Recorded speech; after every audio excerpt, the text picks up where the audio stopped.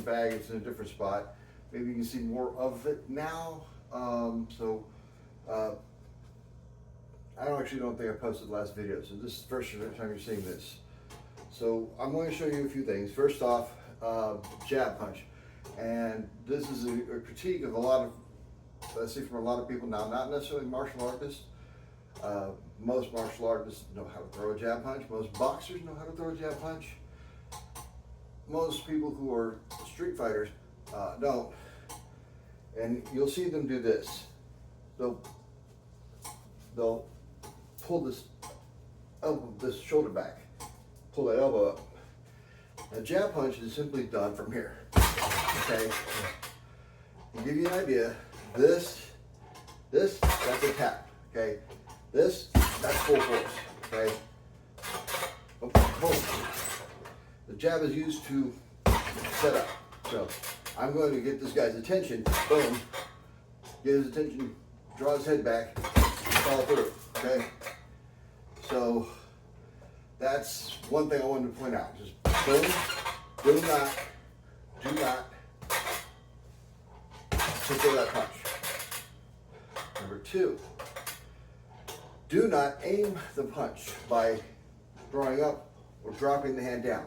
If you're going to punch the face, punch the gut. But do not drop down to throw it. Okay?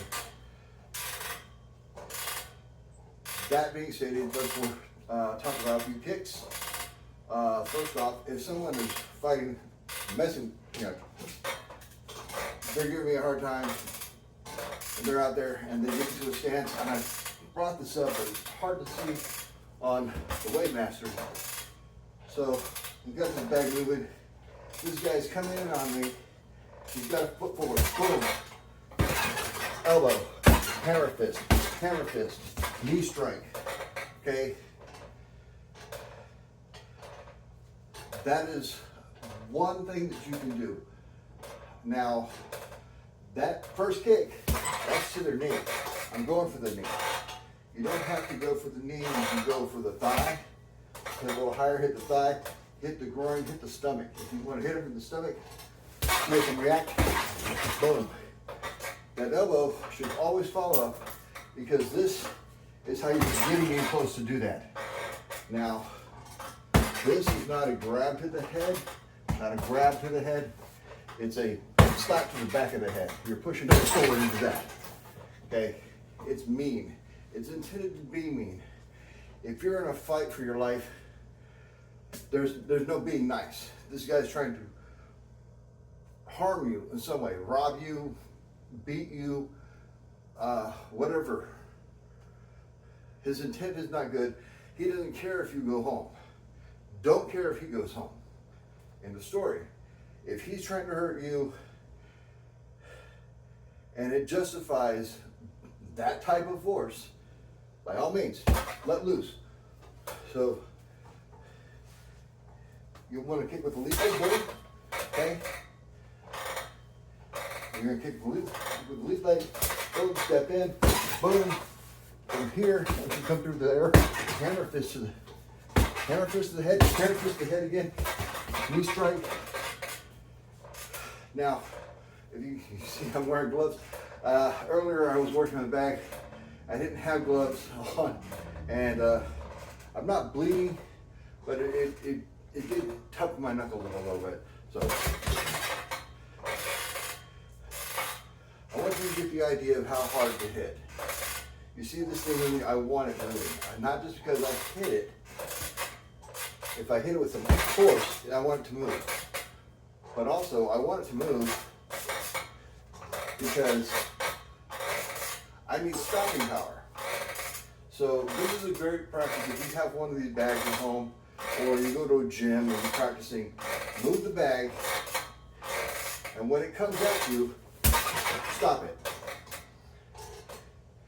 Your technique should be enough to stop the bag from moving, because that's their target. That's your intended target. Even that knocked me back a little. Okay. So, boom. It doesn't have to be a kick. Stop with a punch. Just straight up. and that's what you want.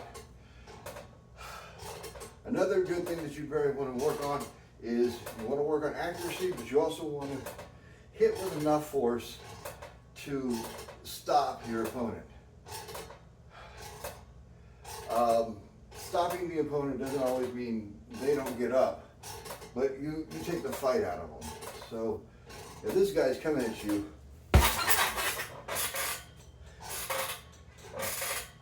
now your question is, well, Randy, how heavy is that bag? This is a 100-pound bag. This is the max this thing can hold. I have a 70-pound over there. The Wave Master is about 250, but all the weight is in the bottom. This thing is 100 pounds free dead weight, so this gives you a little more resistance. And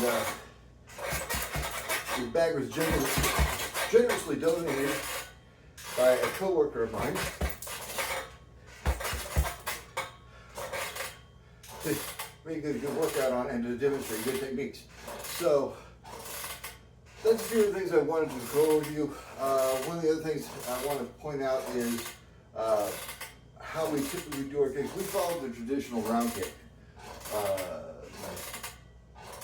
A lot of places I've gone, they have taught to kick, and I got to position myself to hit right. They've taught to kick in step. That'll work. It works in tournaments and everything. Personally, if I'm going to kick someone with their thigh or their knee or their inner thigh, I'm going to use the ball of the foot, especially if I'm going to hit the ribs. So you want to hit there. You want to use the ball of the foot to hit that spot. Boom. Just like that. Boom. Okay? So that's what you want. That's how hard you want to hit. You want to hit them hard enough to make them react to it. If you're not hitting, making them react, they're either hopped up on something or you're just not hitting them hard enough. This is a random video. I didn't have anything planned out, but this is a great tool to learn how to actually get a good workout and practice your techniques where you actually can use some stopping power. So just remember that when you do a technique, whether it's you're doing hammer fist or even elbow strikes. Elbow strike, you can elbow strike, great tool. I love it. I think they run like $300 at Academy, and that's with the 70-pound bag. So if you're not used to working on them and you want to just get started, the 70-pound bag is great. I've been doing this for a while. I've worked with actually heavier than just 100-pound bag. I think I worked with a 250 or 300-pound bag when I was 16, 17, 18, around that age. And it was fun. But yeah, I've missed working with these things. These are great. A lot of your martial arts schools will probably have the 100-pound bags in them, which is fine because you have smaller people and you have some younger people who are going to work on these things, and it's difficult. Some may even have a 300-pound bag. It depends on the school. So if you're training at a school, try to utilize that bag. I give them a bonus. I got a speed bag on the bag, which I've got to practice more with because I got to get those techniques in. So that's our new toy. That's a few pointers for you.